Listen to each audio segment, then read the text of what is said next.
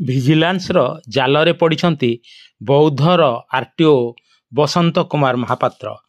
ଆୟ ବହିର୍ଭୂତ ସମ୍ପତ୍ତି ଠୁଳ ଅଭିଯୋଗରେ ତାଙ୍କ ଘରେ ଚାଲିଛି ଚଢ଼ଉ।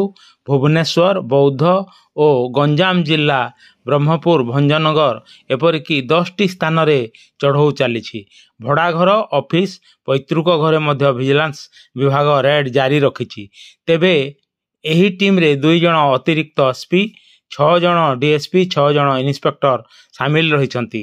ଭୁବନେଶ୍ୱର ପାହାଳସ୍ଥିତ ଉତ୍କଳ ସିଗ୍ନେଚରରେ ଥିବା ତୃତୀୟ ମହଲା ଘର, ଗୌତମ ନଗର ଉତ୍କଳକନିକା ଗ୍ୟାଲେରୀରେ ଥିବା ସପିଂ ମଲ୍, କଳ୍ପନା କଳାରାହାଙ୍ଗ ଶୈଳଶ୍ରୀ ବିହାର ଏବଂ ମଞ୍ଚେଶ୍ୱରରେ ଥିବା ଆପାର୍ଟମେଣ୍ଟରେ ଚଢ଼ଉ ଚାଲିଛି।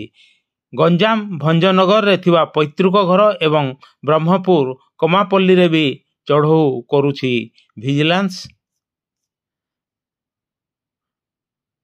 ବୌଦ୍ଧରୁ ବାସୁଦେବ ଷଣ୍ଢଙ୍କ ରିପୋର୍ଟ। ଉପସ୍ଥାପନା ବୀରେନ୍ଦ୍ର କୁମାର ପାଣିଗ୍ରାହୀ। ନମସ୍କାର।